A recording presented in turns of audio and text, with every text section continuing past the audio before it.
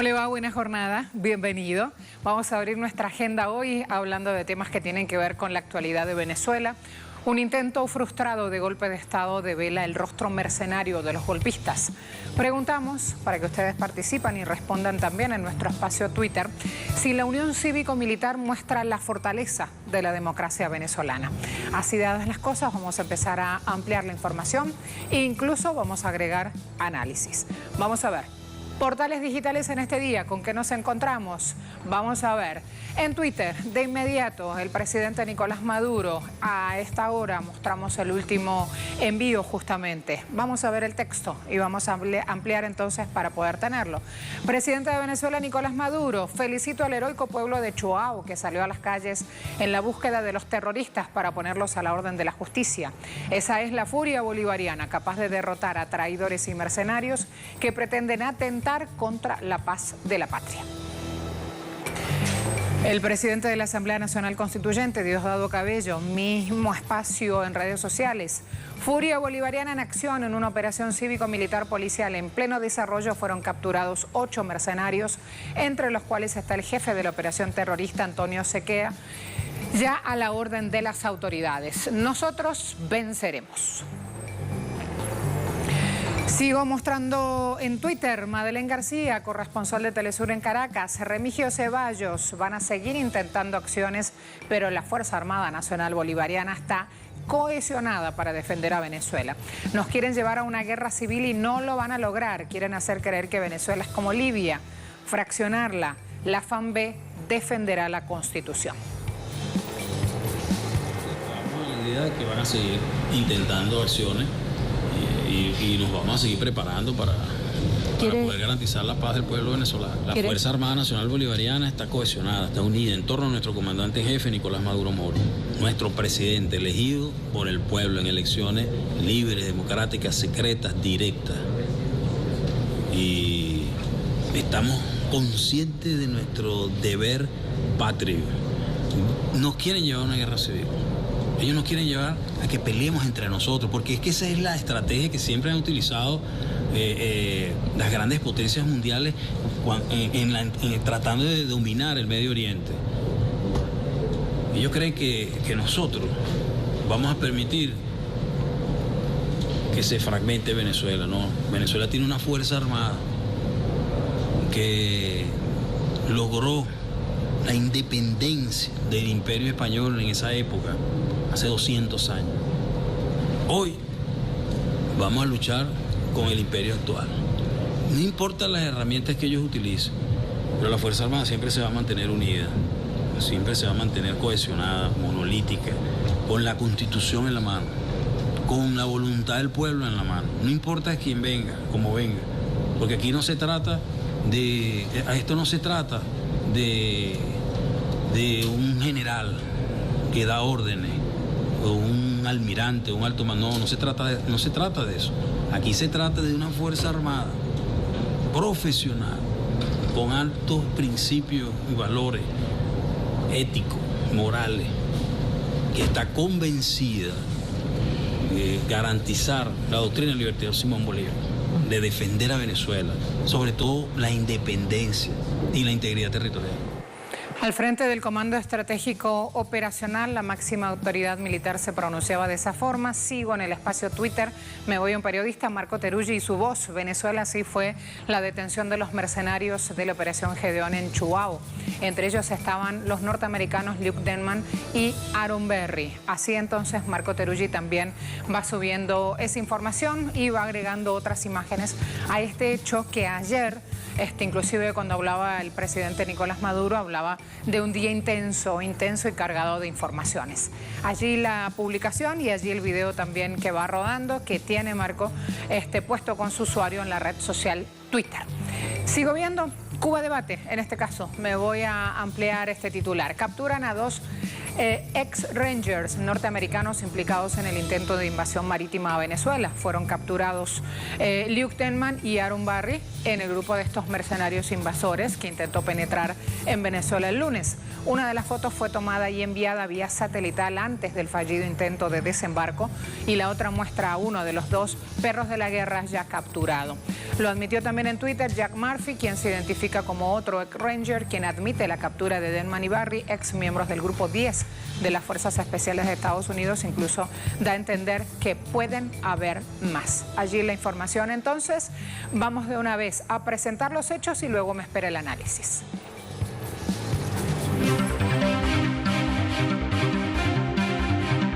Tras la fallida incursión terrorista que busca establecer un golpe de Estado continuado, el gobierno de Venezuela sigue las operaciones de detención de grupos que participó en la operación.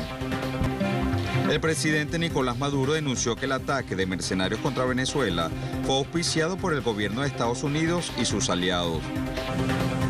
Esta incursión terrorista de la que hemos sido víctimas, nosotros pudimos develarla. Saber que el gobierno de Estados Unidos delegó en la DEA para la preparación de esta acción y delegó en una empresa privada, Silvercorp, toda su planificación operativa. El gobierno de los Estados Unidos de Norteamérica está involucrado absoluta y completamente en esta incursión derrotada por la sólida Unión Cívico-Militar Policial de Venezuela. El jefe de Estado resaltó que pescadores y pobladores del sector se unieron a las fuerzas policiales y militares y salieron en defensa de la soberanía de su país. La embarcación se fue acercando, como ustedes pueden ver, a las costas del pueblo de Chuao, hermoso pueblo de las costas de Aragua, y el pueblo que ya de boca a oreja había corrido, que había posibilidades que los grupos terroristas estuvieran cerca. El pueblo de Chuao salió en unión perfecta. El poder popular, los pescadores de a pie, la milicia nacional y la policía municipal salieron con chopos, pistolas y piedras a buscar a los terroristas. La acción terrorista fue rechazada ampliamente por la comunidad internacional. Países que conforman el bloque del movimiento de los no alineados, que realizaron una teleconferencia para buscar solucionar la crisis del COVID-19, cuestionaron la acción militar. Esta mañana en Agenda Abierta seguiremos dando cobertura a esta intentona golpista que busca una vez más desestabilizar la tranquilidad del país y afectar la loable labor que el gobierno está dando en pro de la lucha por la salud y la soberanía.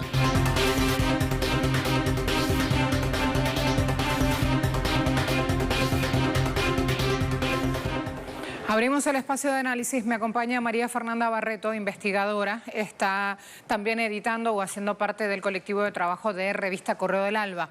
Vamos entonces a darle la bienvenida. María, buena jornada. Hola, buen día, Marcela. Feliz día para ti, para los usuarios y usuarias de Agenda Abierta y de Telesur, aquí desde Venezuela. Este maravilloso país en movimiento donde si uno se levanta tarde un domingo, se pierde un gran acontecimiento histórico. Es así, un acontecimiento que ayer abordábamos aquí el lunes a las 8:30 de la mañana. No había grandes repercusiones internacionales, más bien había un silencio que llamaba poderosamente la atención, silencio que se mantuvo inclusive por parte de los denunciados como instigadores o como autores de esta nueva intentona golpista. Voy ahora a la otra gran noticia y que está siendo analizada justamente por todo el pueblo venezolano, y tratan de buscarle qué es lo que ocurre en Venezuela cuando esta unión cívico-militar de nuevo muestra su cohesión y logra resultados como un golpe frustrado, un golpe de Estado que activaría la guerra entre los propios ciudadanos que hacemos patria en este suelo bendito. Bueno, Marcela, tal como lo has dicho, esta acción de tipo irregular contó con dos grandes paredones una vez más. La Unión Cívico-Militar, con una Fuerza Armada Nacional Bolivariana que ha venido preparándose a lo largo de estos 20 años de revolución, y por resolución del presidente Chávez, justamente para enfrentar esta hibridación de la guerra que se ha dado en el mundo, y con el pueblo organizado, con ese Estado comunal que se construye, que cuenta también con una nueva noción de la defensa integral de la patria desde el territorio, desde la comunidad, no solo a través de la milicia bolivariana, sino desde la construcción de ese Estado comunal mismo, desde el fortalecimiento de ese poder popular. Es esa la clave por la que Venezuela ha logrado sostener la revolución durante todos estos años, y fue lo que quedó muy claro este domingo una vez más. No es la primera vez que las acciones terroristas se frenan gracias a la inteligencia popular y a la acción del pueblo organizado, pero sí ha sido una de las más recientes y heroicas batallas que se ha dado. Digamos que la anterior reciente y grande fue la victoriosa batalla de los Puentes, donde también quedó muy claro el poder grande de esa unión cívico-militar probada en el frente de batalla el pasado año, ¿no? El 23 de febrero del año pasado. Incluso habla del poder real de la democracia como sistema imperante en Venezuela, justamente, donde estamos viendo no solo se va a las urnas, sino que se acompaña y se protege y se cuida el voto. Creo que allí también hay un espacio para este debate, para hablar de esto, de una democracia pujante, vibrante y en continua defensa con esta unión cívico-militar articulada. Claro, no solamente una democracia cualquiera, sino un modelo específico de democracia, que es una democracia participativa y protagónica. Todos los procesos sociales, Marcela, son imperfectos, tienen problemas, están llenos de defectos, pero el modelo de democracia participativa y protagónica que se está construyendo en Venezuela es un modelo que cada vez más nos demuestra que es el correcto para avanzar hacia la construcción de la soberanía, y nos demuestra que también es el correcto para apuntar hacia la defensa integral de la patria, porque aquí hay muchas cosas en juego, y esta acción militar, aunque sea de tipo irregular, que los Estados Unidos, que la misma Colombia como Estado se niegan a asumir, porque han asumido un respaldo de acciones tercerizadas, el Estado colombiano prestando el territorio nacional como cabeza de playa, prestando las fuerzas militares como fuerzas aliadas, prestando sus cuerpos paramilitares, prestándose para el contrabando de armas, y los Estados Unidos prestando sus contratistas militares privados. Entonces se capturaron 2 contratistas el domingo, como estaba reseñando, y no ha habido ningún reclamo de parte de los Estados Unidos, justamente porque en estos nuevos tipos de guerra las contratistas militares privadas surgen para evitarle costos políticos a los estados imperiales, en este caso a los Estados Unidos, y ejecutar su doctrina Monroe en el territorio, de modo que la muerte de contratistas militares privados o la detención de contratistas militares privados es algo que el Estado de los Estados Unidos, el gobierno de los Estados Unidos, no asume y no le duele. Por eso recurren a estas contratistas militares privadas. ¿Vienen esos mercenarios, esos contratistas con un manual que ya han puesto en marcha en otros países?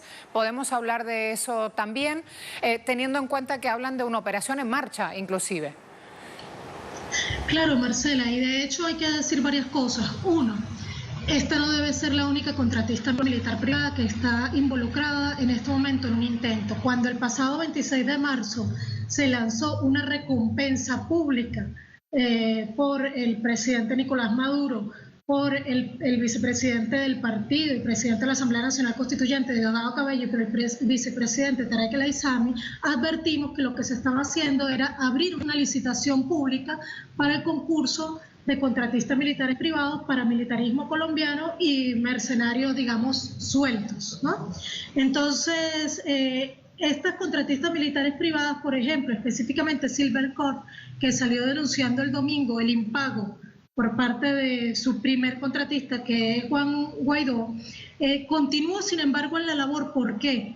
porque como tú mencionaste, estas contratistas ya han actuado en otros territorios, incluyendo en la propia Colombia, y estaban contando para ello. Por ejemplo, el primer pago, lo que se ofreció en esa licitación, $35 millones podían ellos lograr si capturaban o asesinaban a nuestro presidente, a Diosdado Cabello y a Tarek El Aissami, ya sumarían $35 millones. Pero además, Marcela, en este momento de crisis capitalista mundial, fortalecer las rutas del narcotráfico es muy importante para el capitalismo, es muy importante para el imperialismo, para este relanzamiento de la doctrina Monroe, y de ahí también obtendría ganancias las contratistas militares privadas. Además, ya en África, por ejemplo, se le ha pagado muchas veces a las contratistas militares privadas con concesiones mineras y concesiones en pozos petroleros, además de lo que ellas ganan, porque las contratistas militares privadas no solamente ofrecen servicios de mercenarios, ofrecen servicios de custodia. Por ejemplo, las cárceles estadounidenses, muchas, incluyendo las de migrantes, están en manos de contratistas militares privadas. También prestan servicio de mantenimiento a las bases militares estadounidenses y, bueno, también a las colombianas. También posguerra de los países que se invaden.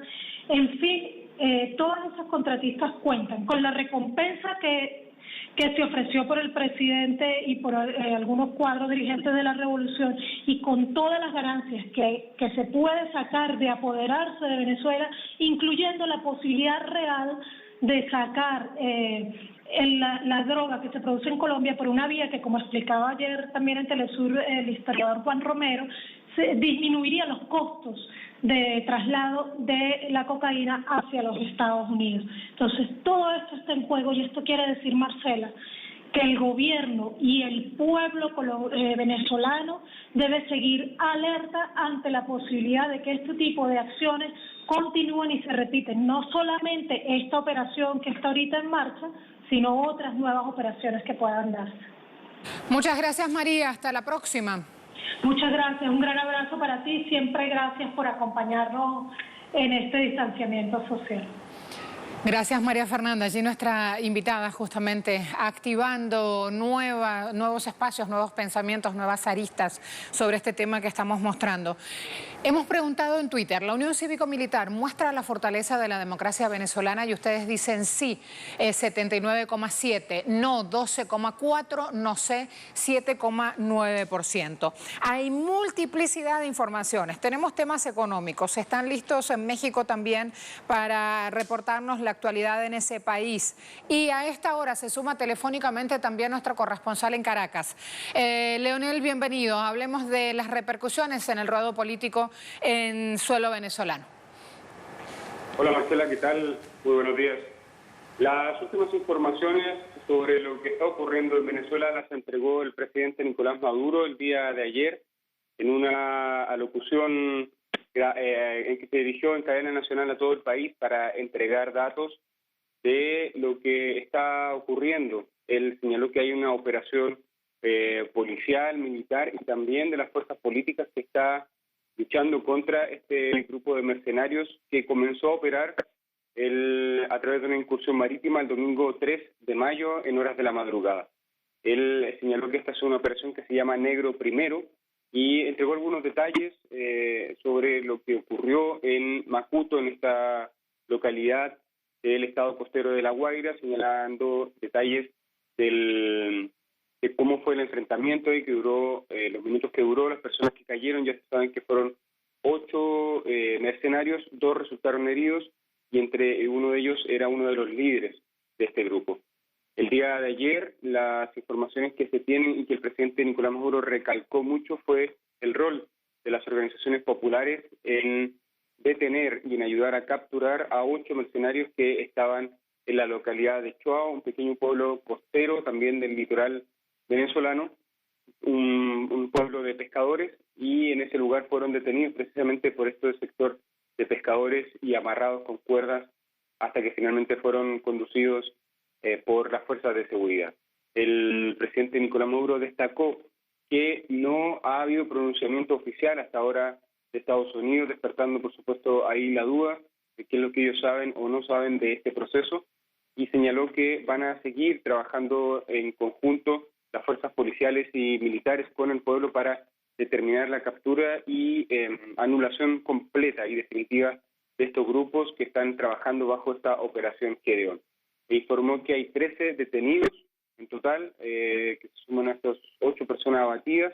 Él dio la orden de que todos sean capturados para poder tener el cuadro completo de esta organización y de los planes que tenían para llenar de violencia a Venezuela, como él señaló, y uno de los principales que ya se saben era el magnicidio y el asesinato del presidente Nicolás Maduro, pero también de otros líderes políticos y de instituciones del Estado. Estos han recalcado, los líderes militares y los líderes políticos, está en pleno desarrollo y que se esperan informaciones para el día de hoy para ver cómo se desarrolla y cómo se desenvuelve esto que está ocurriendo en Venezuela, Marcela.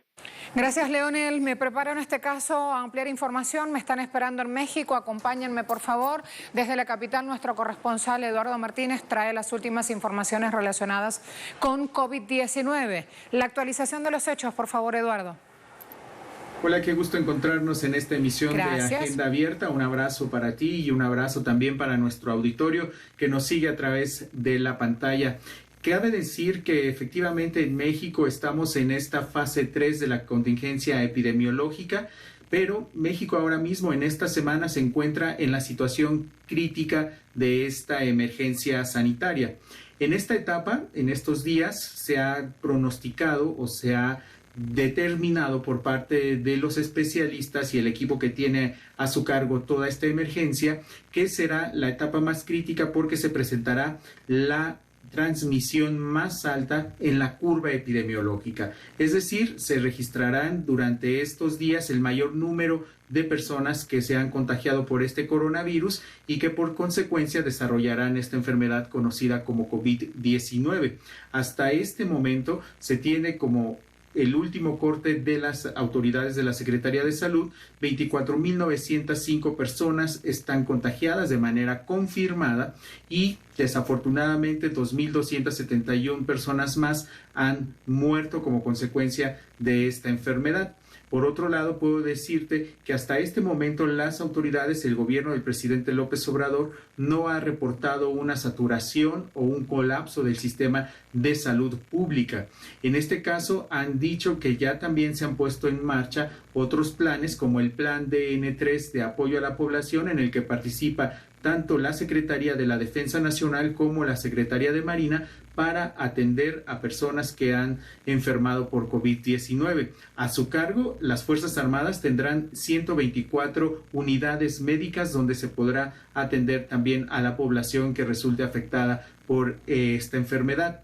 En ese caso también puedo informarte que ha arribado a México el día de ayer por la noche el 9º vuelo con insumos para el personal médico procedente desde China en este plan o en este puente comercial que han abierto los dos países para que desde el país asiático llegue hasta territorio mexicano lo necesario para poder proteger al personal de salud. Esta es la información que se ha generado en México respecto a esta pandemia y por supuesto nosotros continuaremos informándoles de cómo fluye toda esta situación acá con los mexicanos que todavía continúan acatando la mitad de la población, por lo menos, la regla número 1 para enfrentar a este coronavirus, que es quedarse en casa. Muchas gracias, Eduardo. De inmediato, otras decisiones en las que toman nuestros gobernantes se impactan en nuestros bolsillos.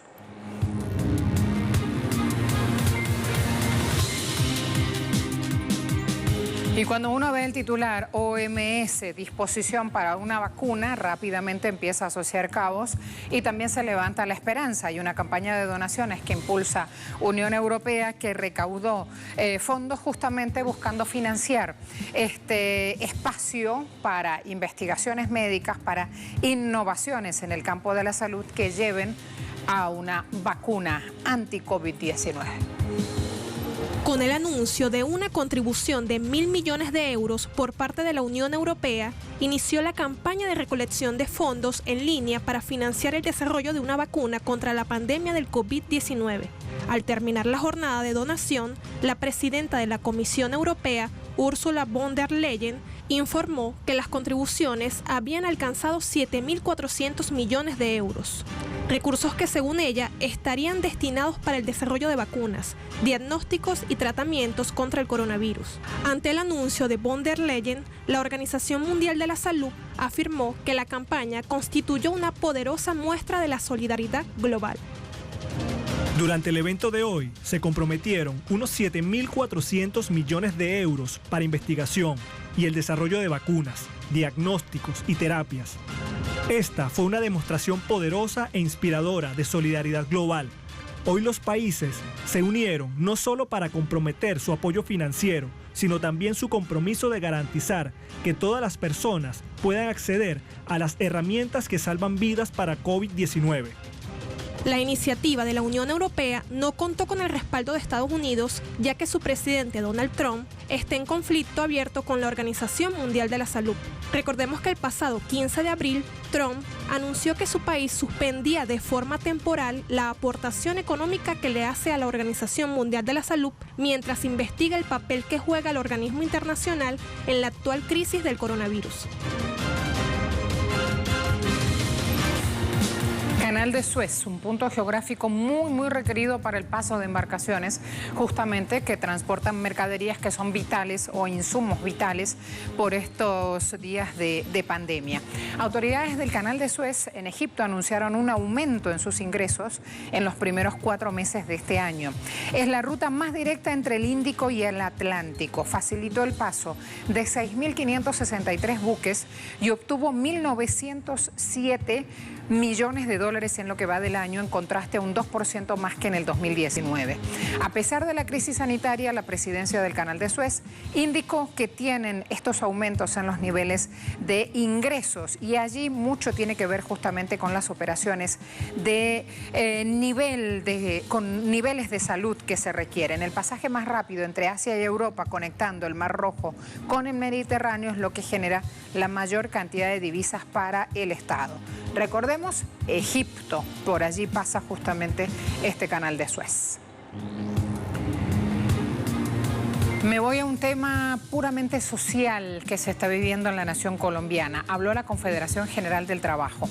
Han rechazado una propuesta que implica bajar los salarios en época de pandemia y además piden justamente que sean respetados sus derechos laborales porque tienen en amenaza el pago de cesantías y los intereses. La polémica surge con base a la iniciativa presentada por el ex vicepresidente Vargas Lleras de adelantar una reforma laboral por la crisis que viven supuestamente en épocas de pandemia. A pesar de que el FMI los auxilia y también lo ha hecho hace recientes días, en Colombia las autoridades gubernamentales insisten en presentar esta crisis como consecuencia de la pandemia. La Central Sindical Obrera asegura que estas medidas laborales implicarían arrasar con todas las prestaciones laborales y la reducción de un 30% de los salarios, con el pretexto de solucionar esta crisis. Además, los trabajadores cuestionan al gobierno que pretende allanar el camino a la legislación laboral con todos los acuerdos internacionales que protegen a los trabajadores. Dicen, la propuesta parece una venganza contra los colombianos por no haber elegido presidente a Vargas Lleras. Pausa rápida a esta hora. Vamos a mostrarles también otros hechos que generan noticias a la vuelta.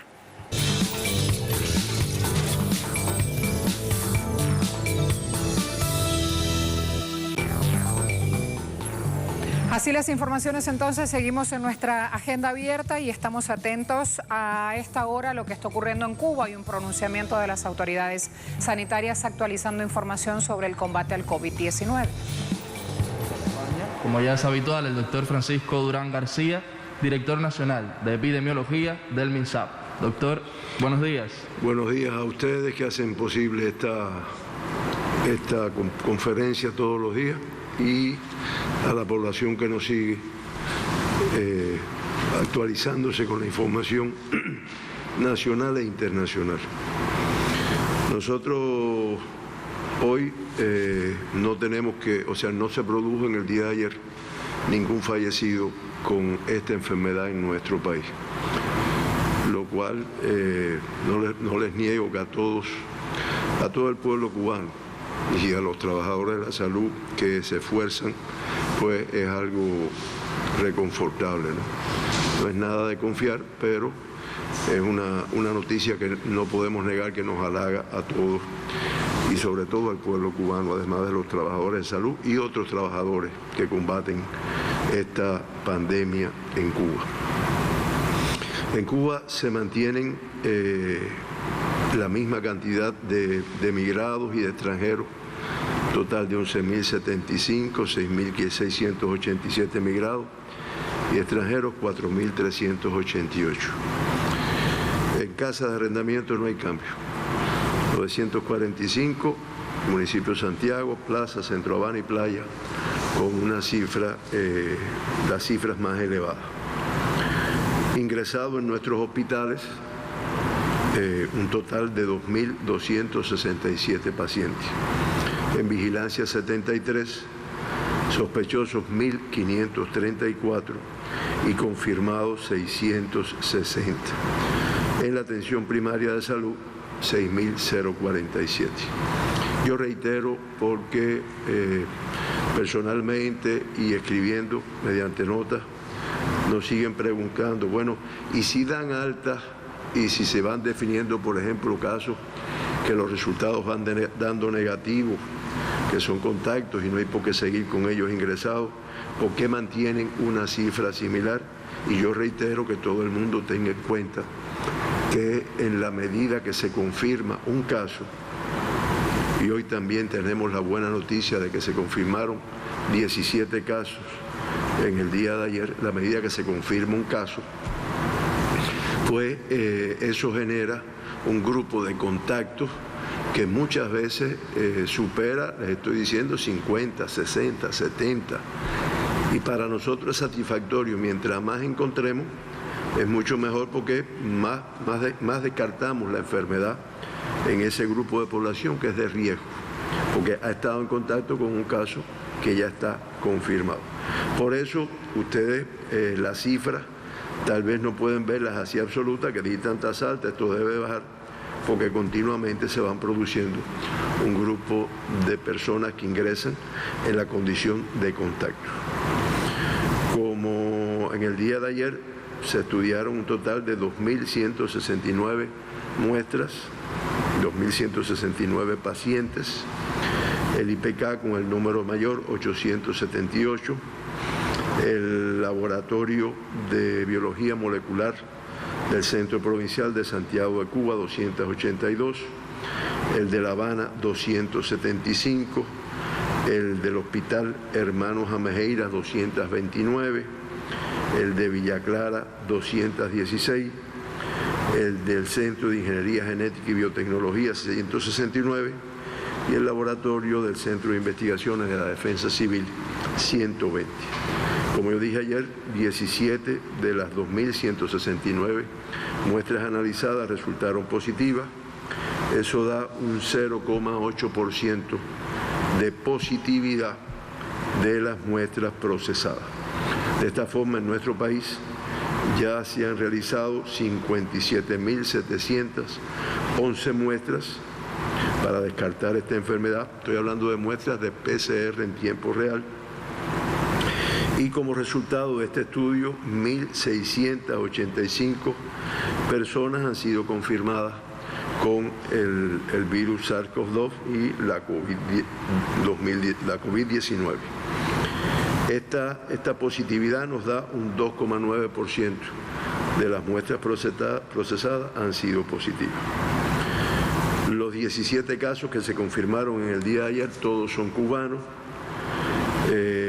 10, o sea el 58,8% son del sexo cubano, de ellos 10 fueron contactos de casos confirmados, o sea el 58,8%, y de esta forma ya un total de 1.443 personas de las confirmadas en nuestro país, o sea el 85,6% han sido contactos de un caso confirmado. En 7 en el día de ayer, el 41,1% no se pudo precisar la fuente de infección, se investiga, se realiza el estudio epidemiológico y hasta la fecha, después de haber encontrado su relación con alguna persona infectada, pues se mantienen 75 personas confirmadas en nuestro país, en las cuales no se ha podido precisar cuál es la fuente de infección. Esto representa un 4,4%. De los 17 casos, el sexo femenino, sexo femenino con 10, el 58,8% fue el más representado. Ya de la epidemia de nuestro país o de los casos que se han acumulado, el 48,4% son femeninos, y aunque en las muestras de ayer 7 son masculinas, pero el acumulado, el mayor número es el sexo masculino. El 51,6% de los casos confirmados en nuestro país han sido del sexo masculino. El 47,1% fueron asintomáticos, y hay que decir que ya en todos los casos que hemos tenido confirmados, el 47,2% han sido asintomáticos. Por eso siempre recalcamos la importancia de las medidas de protección que todos debemos cumplir, porque no sabemos quién pueda tener el virus, quién no pueda tenerlo en un momento determinado.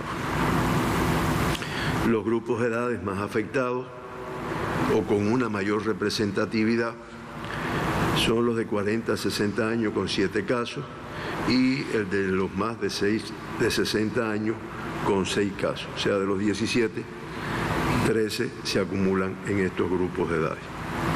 Las provincias más representativas son La Habana con 9 casos, el 52,9%, Holguín y Villa Clara con 2 casos cada uno, el 11,7%. Por territorio, que también la población se interesa, de los 9 casos confirmados en La Habana, 2 son del municipio San Miguel del Padrón y 1 de los municipios Cerro, Centro Habana, Arroyo Naranjo, Centro Habana, Arroyo Naranjo, Habana Vieja, Plaza, Cotorro, La Lisa y 10 de octubre. En todos estos municipios se confirmó un caso en el día de ayer.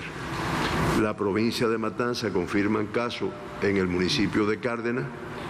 La provincia de Villa Clara confirma 2 casos, uno en el municipio de Santa Clara y uno en el municipio de Camajuaní. La provincia de Santi Espíritu confirma un caso en el municipio Santi Espíritu. Camagüey igualmente un caso en el municipio de Camagüey. Y en la situación de Holguín se confirman 2 casos, en la provincia de Holguín se confirman 2 casos, los 2 del municipio de Banes en el día de ayer como tal. De los 1.685 pacientes diagnosticados con la enfermedad, podemos decir que el 98,8%, o sea, 652 el día de ayer, presentaban una evolución clínica estable. Se reportaron 69, se acumulan un total de 69 fallecidos. Eso da una letalidad de 4,09%. Como yo dije anteriormente, ninguno en el día de ayer. Los 2 evacuados del principio de la epidemia, y ya se acumulan un total de 954 altas, 78 en el día de ayer.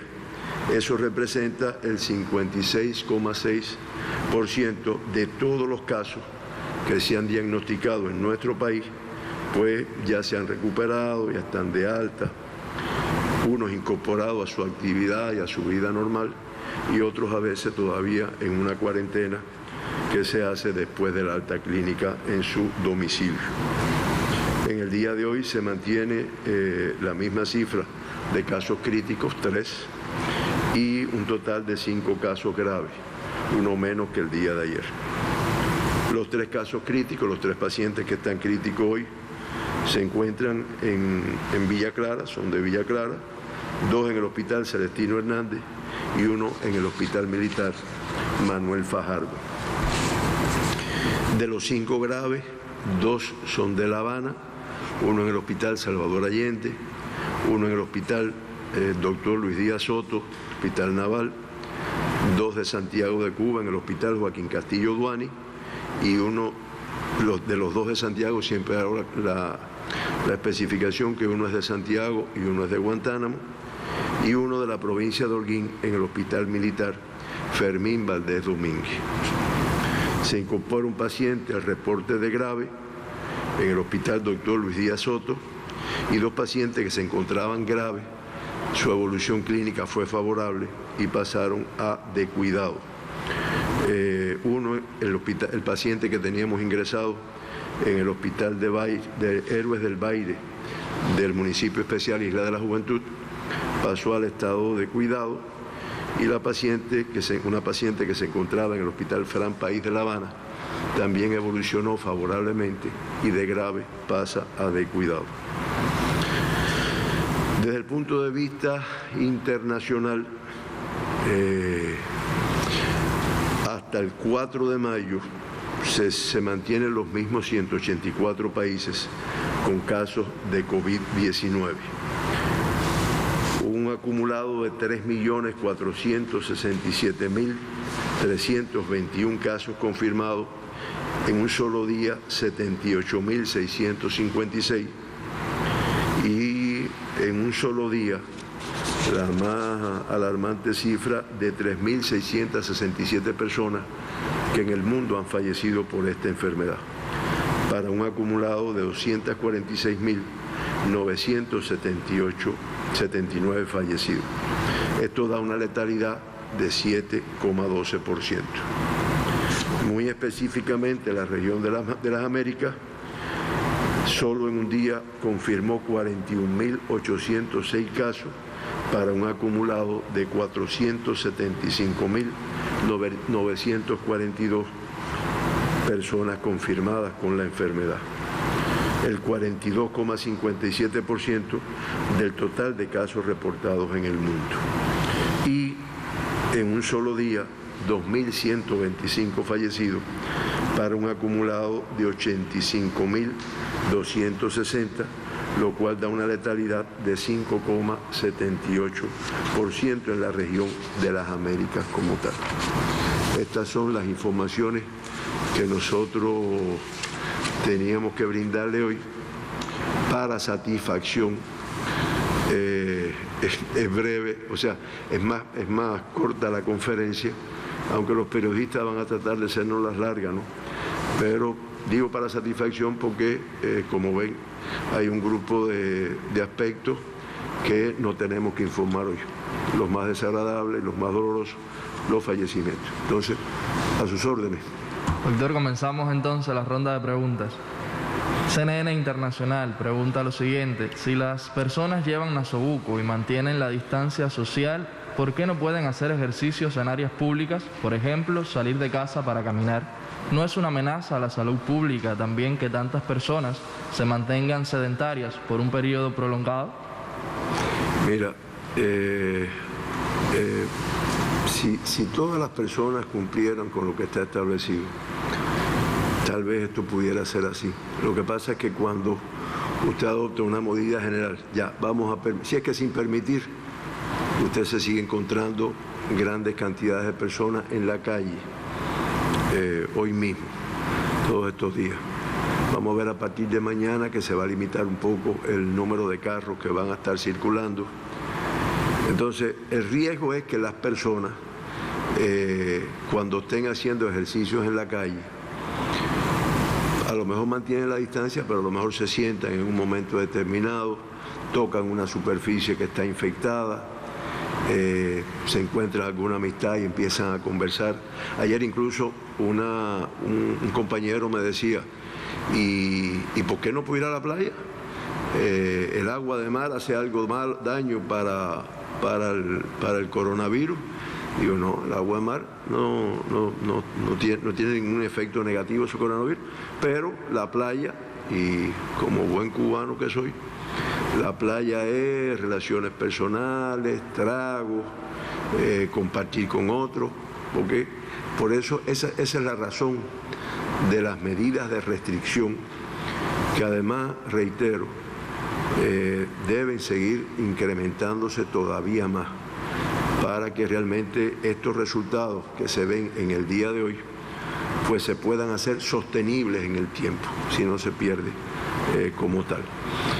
Yo he estado viendo las pocas veces que puedo ver la televisión que se promueven ejercicios, muchas personas ejercicios para hacer en la casa, salen algunos programas relacionados con esto, deportistas famosos cubanos, internacionales, los vemos en sus viviendas haciendo ejercicios, a veces con sus hijos.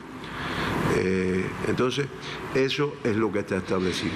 Y yo reitero, aparentemente no provocaría nada, lo que pasa es que eso que se dice de hacer ejercicios en la calle, o ir a la playa, sin tener relaciones, sin contactar con alguien, sin tocar superficies que puedan estar contaminadas, eso es muy difícil de cumplimentar. Siguiente pregunta, periódico Granma. Los pronósticos indicaban que esta semana alcanzaríamos el pico de contagios. ¿Se mantiene esta previsión después de lo sucedido en el Cotorro? Si varía, ¿qué indican los nuevos pronósticos? Miren, yo traigo, ¿no? Yo esta pregunta prefiero explicarla al final, apoyándome incluso en dos gráficos que los compañeros que están trabajando esto, un equipo de matemáticos, de cibernéticos, de informáticos, de epidemiólogos, de bioestadísticos, de estadísticos. Es un equipo muy científico, muy con la conducción de epidemiólogos de mucho prestigio, del decano de la Facultad de Matemáticas de la Universidad de La Habana, y ellos son los que han venido haciendo el análisis de los pronósticos, el análisis de los picos que la población te pregunta, y ya llegamos al pico, y el pico ¿cuándo llega? Que si son 3.000, que si son 30.000, que si son 9 millones. Entonces, yo prefiero dejarlo para el final. Digo, si es que hay otra pregunta. No, doctor, terminamos así la ronda de preguntas. Ya. Entonces, vamos a ver el gráfico y ya yo explico esta interrogante que tiene nuestra población. Miren, ahí está lo que otras veces ya hemos visto, no sé si fue aquí mismo, en una oportunidad. Esto ya un poquito más actualizado, con los tres escenarios que se pudieran dar en cuanto al comportamiento del incremento de casos en nuestro país. Uno es el más favorable, que es el que está pintado en azul, otro es lógico, el verde, que es el medio, y entonces está el crítico, que es el que está pintado en rojo, que claro, sería que se alcanzara una cifra muy elevada en este momento. Lo que se ve en negro, y ahí está ploteado hasta el 4 de mayo, es el número de casos que vamos teniendo día por día. Aquí se plotean los casos activos, que son, como me explicaban ayer este colectivo de científicos, son los casos que están en ese momento ingresados con el COVID-19. Ahí, como es natural, en esta cifra se descuentan los casos que están dados de alta, los que lamentablemente han fallecido, los 2 que evacuaron de nuestro país, que se evacuaron, y por lo tanto hay lo que queda, lo que está ese día como tal ingresado. Y ahí ustedes tienen un poco más en detalle cómo se va comportando la curva en estos momentos, reitero, incluso con la actualización hasta el día 4 de mayo, que está puesto ahí en la barra que queda por debajo de lo que se esperaba en el escenario favorable. Todos recordamos el 2 de mayo, que fue cuando se produjo el mayor número de casos confirmados como consecuencia del evento del Cotorro, y aún ahí se ve como la bolita negra, para hacerlo más ilustrativo, se fue un poquito para adelante, pero sin embargo el balance hace que no se vaya del escenario favorable. ¿Por qué? Porque se tiene en cuenta, y ya desde hace 3 días, me explicaban ayer los compañeros, se está presentando de esta forma, tenemos más altas que casos ingresados. Por lo tanto, si tenemos más altas que casos ingresados, que casos confirmados en el día, el balance viene a ser negativo. Y por lo tanto, negativo desde el punto de vista del número, ¿no? Y por lo tanto, ustedes ven que la curva se mantiene ahí. Ellos me decían, me explicaban esto ayer, y yo realmente medité si explicarlo ya a la población, porque es que sin decir esto, ya vemos algunas indisciplinas sociales. Yo lo que quiero dejar claro que esto se puede ir totalmente en un momento determinado si es que se empiezan a producir eventos de transmisión como los que lamentablemente hemos tenido, y el ejemplo del Cotorro fue el más significativo, ¿no? Pero reitero, de hecho, ustedes dirán, bueno, pero si ese es el comportamiento, ya ¿para qué van a seguir arreciando las medidas de restricción? No, es que este es el momento. Porque también, y en muchos lugares del mundo, se plantea de lo que le llaman una segunda oleada, y te hablan hasta de una tercera oleada, que es cuando en un país determinado tiene un comportamiento similar a este que estamos viendo aquí, y se disminuyen las medidas de restricción. Si usted disminuye las medidas de restricción, pues empieza enseguida el movimiento. Hay todavía un número de personas infectadas, la población susceptible, que somos todos, comienza a tener relaciones con esas personas infectadas, y lo que se logró en un momento determinado rápidamente se revierte y se puede provocar lo que le han llamado una segunda oleada, que es un segundo número de casos. Por lo tanto, nosotros decimos esto, lo explicamos porque la población insiste mucho en esta información. Esto es algo que, como ustedes ven, se lleva a diario en nuestro país, y en el mundo también se analiza desde el punto de vista de ver el comportamiento. Y yo reitero, a seguir protegiéndonos, a seguir permaneciendo en casa, a mantener el distanciamiento, el nasobuco, el lavado de las manos, todas las medidas que están establecidas. El que no tenga que salir por alguna razón muy específica, pues no hacerlo, y realmente eso es lo que nos va a permitir mantener o sostener estos resultados. De lo contrario, tendríamos que enfrentar, y sabemos que nuestro país no lo va a permitir, porque con la atención y el seguimiento que está teniendo por todas las autoridades, porque pudiéramos decir el Ministerio de Salud, la Defensa Civil, sí, pero que es el presidente de nuestro país, con el primer ministro, los viceprimer ministros, los ministros, que diariamente analizan el comportamiento de la enfermedad y dictan medidas. Que la gente dirá, bueno, pero con esta situación, no, con esta situación, ahora es el momento de arreciar las medidas como tal.